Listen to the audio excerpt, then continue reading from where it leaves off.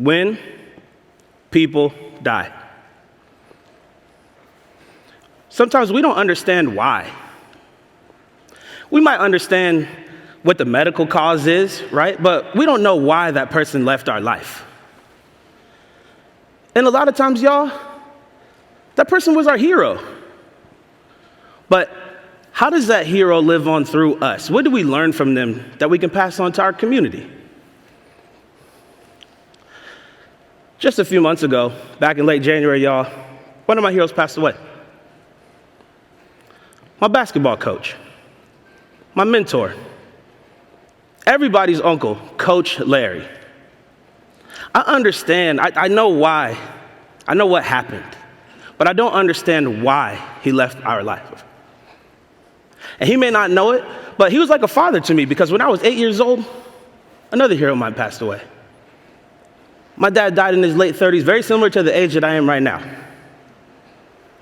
But I do understand why I was blessed to have these men in my life when I did. These men were prolific leaders in their communities, real trailblazers, rocks when others wavered. These men were community heroes, y'all.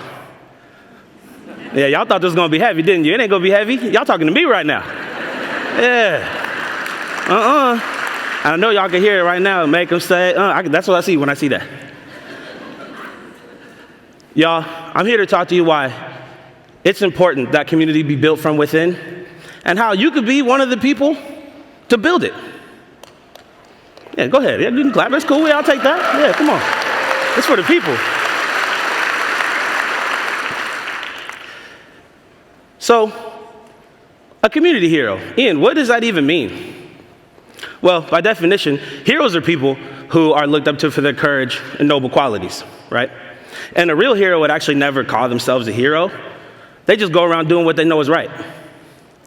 A community hero is a downfield blocker. They're a front runner. They're that coach on the sideline clapping it up for you, letting you know that they got your back. They're even down to get a technical for you. Okay, let's go hit the joint. And y'all, that's actually, that's not limited to sports. My dad was a chef and restaurateur. And he stood for equality in the restaurant industry, but also in the pride community in the 80s and 90s in Southeast Virginia. I like all these claps. This is good. Yeah. Y'all, I was always a knucklehead, and I was always hustling when I was a young homie. Selling mechanical pencils on my backpack and basketball cards. You know, my mom, I don't know if you know this, Mom, but I used to save the money that you gave me for the bus, and I used to walk to and from school an hour every day so that the money that I saved, I could spend it at the shoe store. None of my homies back then cared about their fits, but y'all, I loved sneakers.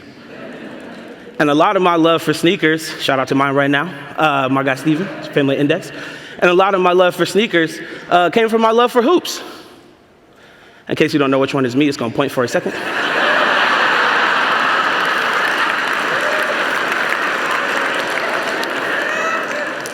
It's a good looking black right there, huh?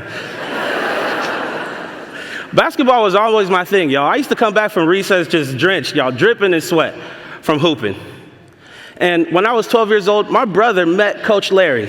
You see, Larry was a crispy sweatsuit internet salesman from Indianapolis, Indiana. And he was all about getting business handled, let me tell you. But he was also really passionate. He was the most passionate about his basketball camp that he founded with his best friend. Low cost, no cost, didn't matter. If you wanted to hoop, you had to be there. They were gonna figure out a way to get you there. That's me, you know what I'm saying? And y'all, Larry and my brother met at a time in my life when I was out there acting up. I'm very blessed that they met when they did. And I learned early on, like as soon as we got there, we understood that yes, this camp was about basketball. Larry would tell us would talk to us about how basketball had taken him all over the world. And yes, the camp again, like I said, was about basketball, but it was also about sticking to something when it got really tough and overcoming adversity.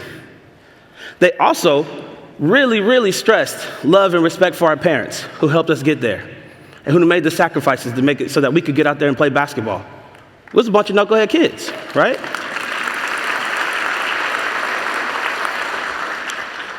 But I later understood that my metaphorical basketballs were sneakers and coffee. I know y'all see them slides. Shout out my guy John. He slapped it on these slides. Man. And y'all, I get the opportunity now to travel the world with sneakers and coffee in my bag, advocating for my community right here in Portland, helping everybody get into the industry. Yeah. Deadstock, right here in Portland, y'all representing. Y'all, and I'm so crazy, I even built a little coffee shop in the back of my car with my homies from 503, and I traveled across the nation serving coffee out the back, stopping at shoe stores, connected to the community, because I'm a weirdo.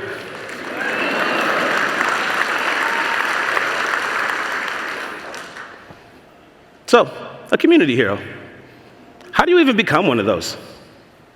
Well, y'all know I'm gonna tell you, because if I didn't, it'd be real anti-community of me, right? And it'd be kind of messed up if I was here and I didn't tell y'all what to do. So, number one, find your passion. Find your passion. Look internally. What is it that makes you happy? What inspires you? Find that community that needs that energy from you and go give it to them. What makes me happy? I'm so happy y'all asked. Thank you very much. It's people, human interaction. Coffee shops are the place where the community can come together. Coffee shops are what Big Coffee calls the third place. It's not your house, it's not work, but it's that place where you go to meet up with somebody, to get some work done. Maybe even meet somebody new, if you know what I'm saying. For me, it was sneakers. We want to talk about sneakers. And sneakerheads, we're kind of nerds.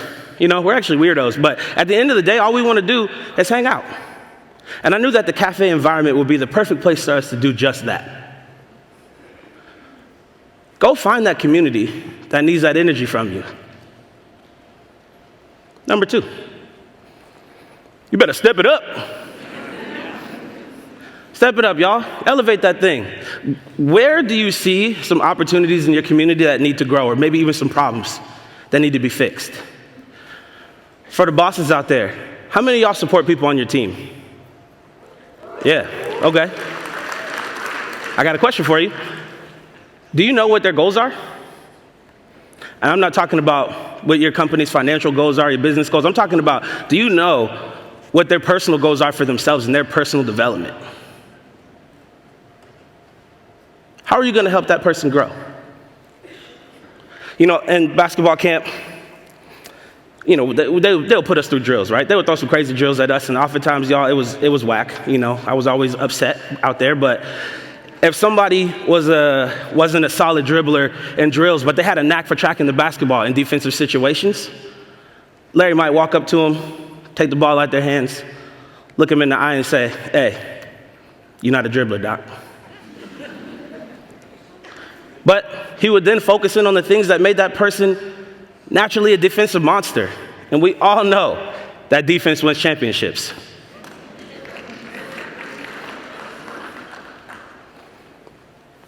Who in your community is ready to grow? More than that, who's good at the things that you're not good at? Put those people on and let them show up for you, y'all. Number three. Be ready. Be ready for a fight, y'all. Be ready for stuff to get tough. I promise you it's going to get difficult, but be ready. And as a hero, it's actually in your story arc to fight for the community, so you ain't got no choice. You better be ready. You know, our albino community just over the bridge from here was a multicultural hub, and it was the heart of the black community for decades. In the 1960s, urban renewal wiped out over thousands of homes and hundreds of businesses in the lower albino community. So we could build a coliseum, a hospital, and to put the freeway through it. But in 2017, Portland native, my homegirl Wakaya Adams, I saw you out here, where you at? And many other community leaders, young community leaders, founded the Albino Vision Trust. the plan, yes, with the plan to restore the lower albino community. Y'all, this ain't no quick little Band-Aid plan. Over the next 50 years, this plan will restore that neighborhood and help us build for the future.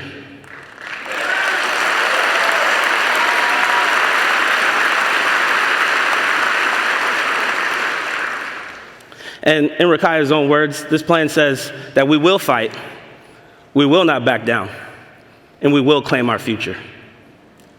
I told y'all to be ready, right? Rakaya and her team was ready. I could talk to you about community heroes all over the world, but why would I do that? We got a ton right here. We got some of the best in the city, right? Yes, you can clap for Portland. Clap for y'all. Come on. And y'all, what's extremely important to me is that you remember that community be built from within. Why do I say that again? Because the same people I build with the same people I'm trying to celebrate with, y'all. Listen, look at my guys and look at my team at Dead Star. Come on. Y'all, I'm so thankful. It's important that community be built from within. And you might be like, Ian, maybe I need a couple more examples. That's okay, I got one for you. What about a retired addictions counselor who understood a need for her community, saw people relapsing, y'all, and came out of retirement to offer low-cost and no-cost sliding scale addictions counseling to the community. And y'all might look at this lady and be like, man, that's a good-looking lady, y'all, that's my mom.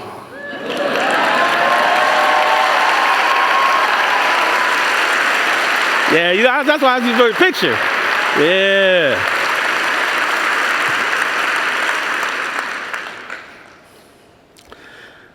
A black entrepreneur in the early 19s in Portland who saw an opportunity with a growing middle class in Portland decided to open up a 100-room hotel with a gymnasium, music venues, near churches, and had some open retail spaces so that others could come in and support the community. And I got one more for you. A neighborhood like mine in Old Town, who's committed to standing firm on the blocks that built us to prove to y'all that we are the sneaker capital of the world. That's what we do.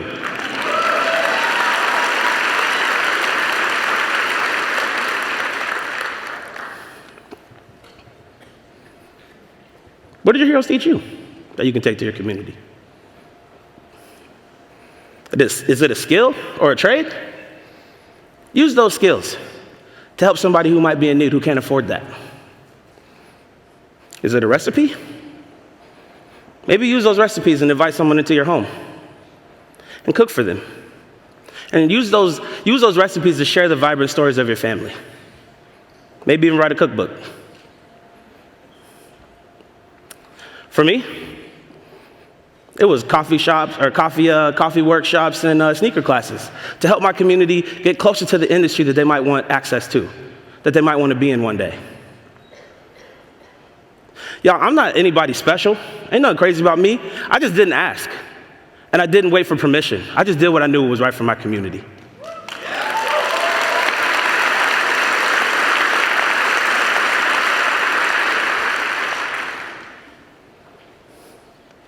So what you gonna do? I'm asking, what you gonna do? Y'all, make today the day that you become a hero for your community. This room is filled with people who actually want to do just that. They want to see this world be a better place. Right here in Portland, y'all. Nobody does community better than we do. Where I'm from, we say shake a hand, make a friend. Y'all, use today to be that day. Use today to be that day, to become a hero for your community. Peace.